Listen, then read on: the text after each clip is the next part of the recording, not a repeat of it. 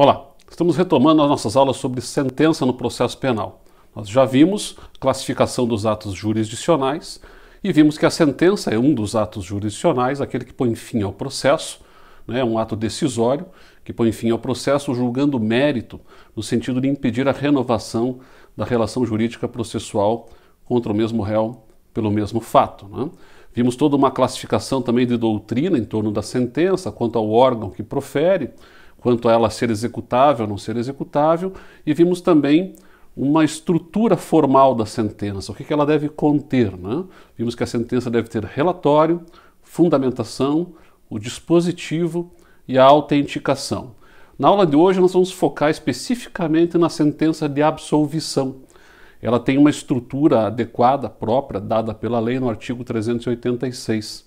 E deixaremos para tratar da sentença condenatória numa próxima aula, já que ela exige assim um pouco mais de fôlego, né? Então na aula de hoje, especificamente, sentença de absolvição. Então vamos lá, o artigo 386, como eu dizia, traz aqui as hipóteses que podem ensejar a absolvição do réu. E é muito importante que o juiz diga qual destes incisos ele está utilizando para absolvê-lo. Então, se você lembrar da aula passada, quando eu falei do dispositivo, disse lá que no dispositivo, que é a conclusão, né, o juiz vem fundamentando e na conclusão ele tem que dizer: então, isto posto, eu decido absolver o réu nos termos do artigo 386, e aí indica o inciso. Por que é muito importante e imprescindível que o juiz diga com base em qual inciso ele está absolvendo o réu? Porque a depender do inciso que ele esteja utilizando, essa decisão de absolvição poderá impactar no juízo cível.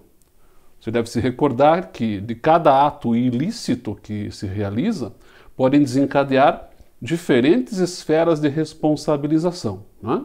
Quando eu pratico um ato ilícito, eu posso ter uma responsabilização de natureza civil, indenizatória, posso ter uma responsabilização de natureza administrativa, eventualmente se eu for um funcionário público ou um político, né, ou coisas do gênero. Posso ter uma responsabilização política também, se eu for um político, e até criminal.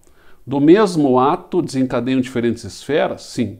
Acontece que o julgado no processo penal, dado o alargamento do espectro cognitivo que você tem no processo penal, não raras vezes vai provocar um efeito na esfera cível.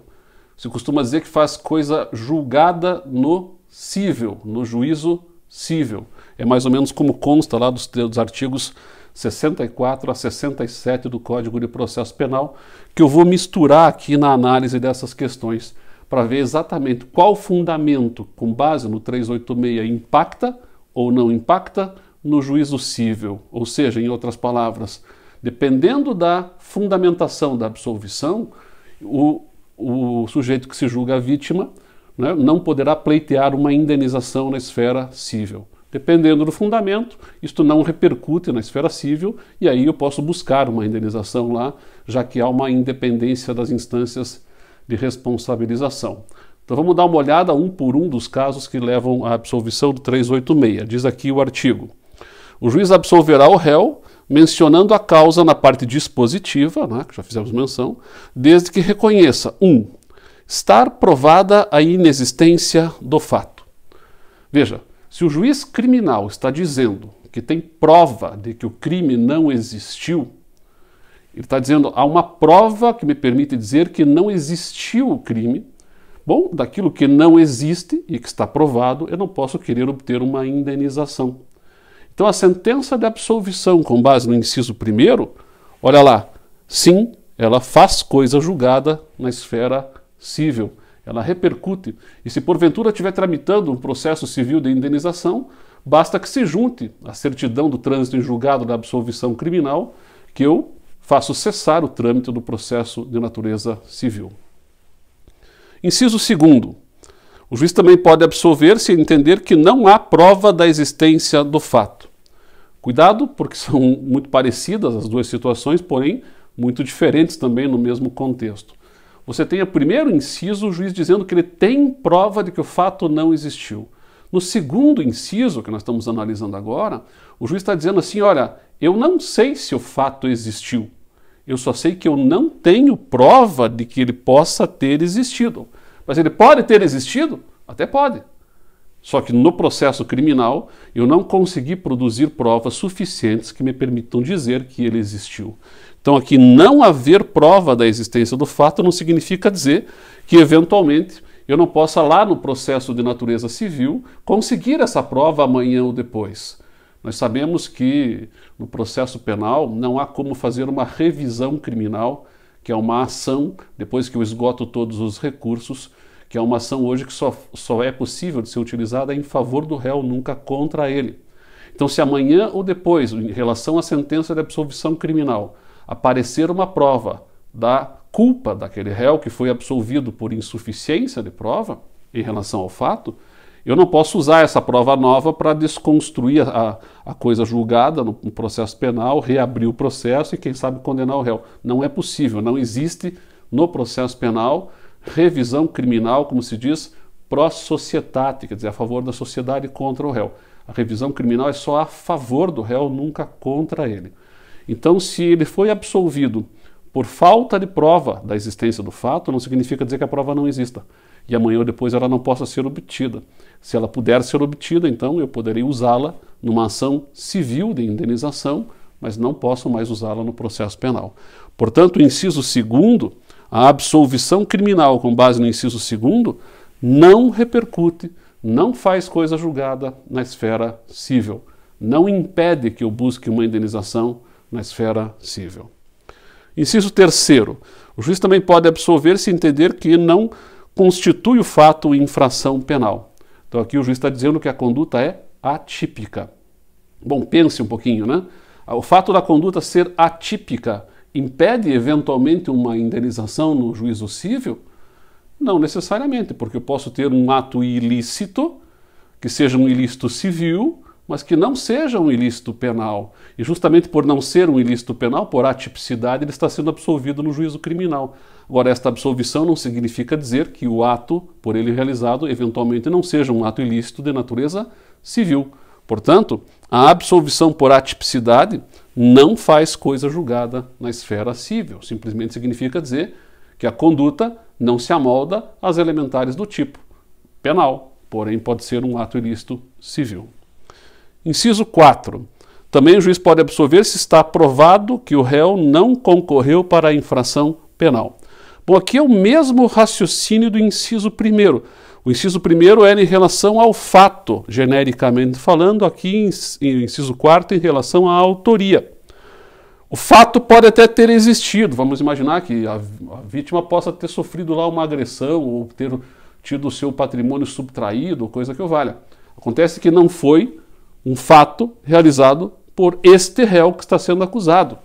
O juiz está absolvendo porque está provado que o réu não concorreu para a infração penal. A infração penal até aconteceu, mas foi outra pessoa, não este réu.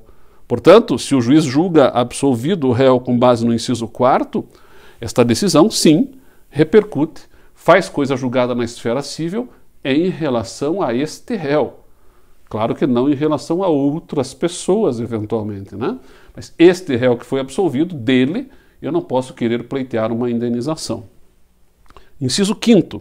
O juiz também pode absolver se entender que não existe prova de ter o réu concorrido para a infração penal.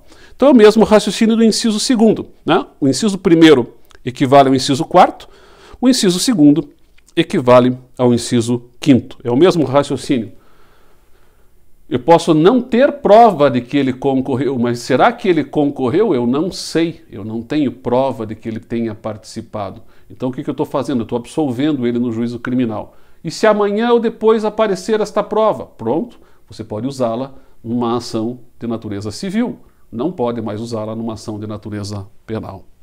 Então é o mesmo raciocínio, né? O inciso 1º e o 2º se equiparam ao inciso 4º e ao inciso 5º, respectivamente. Inciso 6º. Também pode ser absolvido o réu se existirem circunstâncias que excluam o crime ou isentem o réu de pena, e faz referência aos artigos na parte geral velha do Código Penal aqui ainda, né? Ou mesmo se houver fundada dúvida sobre sua existência. São 2 ou até 3 situações aqui no mesmo inciso, então presta atenção que tem uma diferençazinha. Primeiro, fala em existir circunstância que exclua o crime. Aqui ele está tratando de excludentes de ilicitude. Legítima defesa, estrito cumprimento do dever legal, enfim, as excludentes de ilicitude. Bom, repare, se eu estou dizendo que são excludentes de ilicitude, é porque o comportamento é o quê? Lícito, né? Ele está sendo excluída a sua ilicitude. Logo, o comportamento ele é lícito, legitimado pelo direito. Bom, de um ato lícito, eu posso querer obter uma indenização?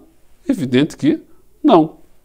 Então veja, de um ato que é lícito, eu não posso querer obter uma indenização. Então a absolvição com base nesta primeira parte aqui do inciso 6º, existir circunstância que exclua o crime, ela repercute na esfera civil, ela impacta na esfera civil e impede que eu queira eventualmente obter uma indenização. Salvo, e aí preste bem atenção, salvo se com este comportamento legitimado pelo direito eu atingir interesse de terceiro inocente. Aí o terceiro, que não tem nada a ver com a história, pode eventualmente querer obter uma indenização porque sofreu um prejuízo da conduta que eu realizei, eventualmente para me defender daquele que se julgava vítima. Vamos ilustrar um pouquinho para ver se fica mais claro. Imagine que vem alguém correndo na minha direção para me agredir, dizendo, puta cara, eu vou te bater hoje não passa, eu vou te pegar tal. E eu fico assim meio assustado com aquilo, o cara está vindo na minha direção, correndo na minha direção para me agredir, gritando, dizendo que vai me bater. Eu olho para o lado, tem uma vitrine de uma loja e um taco de beisebol em exposição na vitrine. Pô, eu não penso duas vezes, eu com o cotovelo quebro a vitrine, pego aquele taco de beisebol e utilizo o taco de beisebol para me defender da agressão. E acabo lesionando o sujeito que vinha em minha direção. Bom, ele quer me processar por lesão corporal, eu respondo criminalmente, mas fica provado que, na verdade, havia uma agressão iminente, era uma agressão injusta, eu usei dos meios necessários para repelir aquela agressão, agindo moderadamente, e o juiz me absolve por legítima defesa. Aquele quem eu lesionei não pode querer obter indenização de mim, certo? Porque eu estou legitimado pelo direito no meu comportamento. O meu ato foi lícito, foi um ato de defesa. Agora, e o dono da loja? O que tem a ver com a minha história? O dono da loja sofreu um prejuízo, afinal de contas, eu quebrei a vitrine e ainda danifiquei o taco de beisebol que ele estava vendendo. Ele é um terceiro inocente nessa história toda, né? Então ele pode querer obter de mim uma indenização, eventualmente eu posso ter uma ação regressiva contra o meu agressor. O fato é que, em relação ao terceiro inocente, é possível sim discutir-se uma indenização. Na parte seguinte aqui fala ou isentem o réu de pena. Isentar o réu de pena por excludente de culpabilidade. Vamos imaginar que o réu seja inimputável e por isso ele está sendo absolvido. Bom, dele eu não posso querer obter indenização, mas do responsável dele, sim. Então o fato dele ter sido absolvido por uma excludente de culpabilidade relacionada à inimputabilidade não isenta, eventualmente, de que eu possa ter que indenizar, né? Eu como curador, como tutor, enfim, desta pessoa incapaz, né? Possa eventualmente ter que sofrer uma ação civil. Então a sentença de absolvição por inimputabilidade, ela não repercute na esfera civil, é passível sim de se obter uma indenização, não do inimputável, mas daquele que é responsável por ele, certo? Por fim, o inciso 7º, também pode absolver o réu se não existir prova suficiente para a condenação. É a regra genérica do famoso indúbio pro réu. O indúbio pro réu ele até aparece em alguns momentos aqui, né? Mas aparece também de forma genérica no inciso 7º. Eu diria assim, por experiência, né, que a grande maioria das sentenças de absolvição são com base no inciso 7º. Que até um tempo atrás era o inciso 6º. Então, cuidado se você for ver uma sentença mais antiga, né? Nós tivemos uma mudança aqui nessa estrutura que acrescentou mais uma situação, que foi justamente o inciso 4º, que não estava aqui presente. Ele se desdobrou e foi acrescentado aqui, e aí o que era 6º virou 7º. Mas é o inciso mais usado. O juiz tem certo receio, às vezes, de invocar ou o inciso 1º, ou o inciso 4º, justamente porque estaria afirmando categoricamente que não tem prova, tal, que não foi ele, enfim, que não existiu o crime. Agora, o réu, inclusive, pode não se conformar com a fundamentação da absolvição, né? Interessante de observar isso.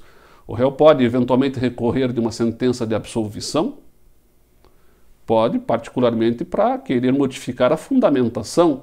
Se o juiz está invocando o inciso 7º, dizendo que não existe prova suficiente para a condenação de forma genérica, o réu pode dizer, mas pera um pouquinho, eu quero ser absolvido, mas não com base nesse inciso.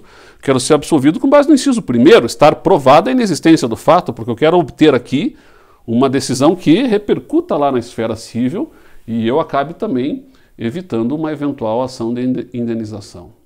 Então é muito importante o juiz ter o cuidado de bem decidir, né, de indicar corretamente o inciso que está utilizando, já que há um impacto, né, na esfera civil a depender da fundamentação da decisão de absolvição.